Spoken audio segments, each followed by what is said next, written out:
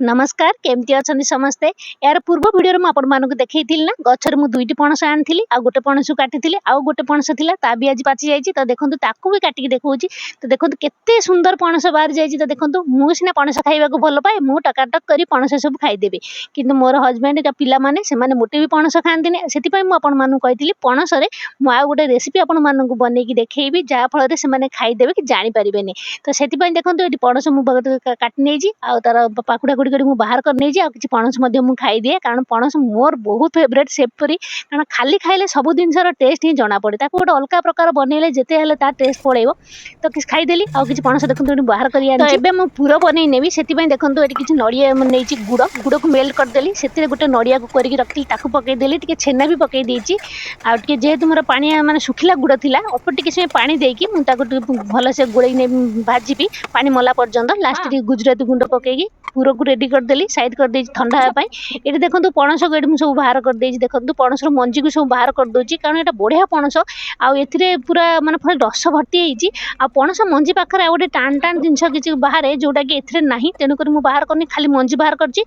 जब से जिन थी तो ताकू भी बाहर करदे तो पणस जी दरकार आपको से गोटे ग्लास देखो पानी दे देकी मुझे दिभा कर देती एकाथर ग्राइंडिंग हेनी अधा नहीं गोटे ग्लास पानी देदेली भल से ग्राइंडिंग करदेली तो यहीपरी कर दुई थर है मोर दुई थर ग्राइंडिंग कर देती भल से एबे कढ़ा नहीं गैस रे एवं ताको मापी जो जगह मापी देखो से जगह मुझे मापी दूसरी गोटे बड़ ताटिया नहीं से ताटिया देखो मोर दुई आउ तीन तीन ताटिया पाखापाखि आम जो ग्राइंडिंग करते से बेटर होती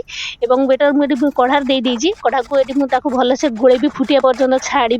तो धीरे धीरे देखो ये फुटा स्टार्ट हम जिते भल से फुटीज देखो ए पकई चीनी तो 6-7 चामच चीनी सहित अल्प टिके लुण पकईदे टेस्ट बालांस आसपर आम नवा सुजी तो सुजी केते नबा जी नहीं तार अधा नबा सुजी तो 3 ताटिया बेटर नहीं से 1.5 ताटिया टे कम सुजी नेबी कारण 3 ताटिया पूरा भी नाला पानी मिसे मुझे 3 ताटिया करी से अनुसार 1.5 ताटिया कम सुजी नहीं सुजी पकईकी धीरे धीरे या गोलेबे ये टाइम जो आप घी थी तो गुआ घी गोटे चामच पकईदे बढ़िया बासिब तो यहीपरि गोलेबे धीरे धीरे सुजी बहलिया हवा स्टार्ट हो तो स्लो फ्लेम 10-12 मिनट भल से पूरा सिझेदेवे सुजी पूरा सिझीज सिझीगला देखो मुझे घी पकईबा प्रथम भूली जाइए से मुझे गोटे चामच घी पकई देती जदि आप ना तो किसी कथा ना कि घी पकईले पिठाटा बढ़िया बासिब तो भल से देखो सुजी को भल से सिझेबे 10-12 मिनट स्लो फ्लेम तापर ढांकी आप 15-20 मिनट छाड़देवे भल से सिझीज 15-20 मिनट पर मुझे तार अधा बाहर कर देती आधा ढांकी रखीदे ठंडा हो ना अधा बाहर कर देती पानी हाथ हो भल से पूरा चिकन करके चकटी नवा जेहेतु भल से सिझी जाइए तो चकटार किसी असुविधा नहीं भल से देखो चकटी जाइए थाली में प्रथम घी भी लगे देती पानी हाथ हो आप धीरे धीरे चकड़े कारण गरम अच्छी हाथ पोड़ीज घी हाथ तेल हाथ मारिक चकड़ी पारे तो भल से चकड़ी छोट छोट गुड़ा सब करने हाथ गोल गोल करके भितर यहीपरि पूरा भर्ती करदे पूरा दे देकी यहीपरि देखो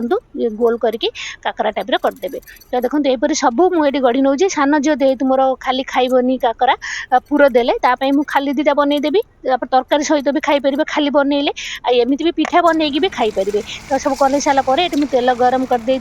आउ तेल गरमा गरम तेल रे सब पकईकी देखो ये मुझे छाणी देती तो आप आगुरी काकरा पिठा बहुत बन खाई तो यहीपरि थे पणसर काकरा पिठा बनईकी निहाती खाइबे बहुत ही टेस्टी बहुत बढ़िया बास्ना आसो पणसर एत सुंदर बास्ना कि आप थे खाइले बहुत ही माने एत बढ़िया लगे आ जो मैंने पणस खाती से बनई देवे से केवे भी जानीपर आ पणस भी आम देह बहुत भल सीजनाल जेहेतु गोटे सीजनाल फ्रुट्स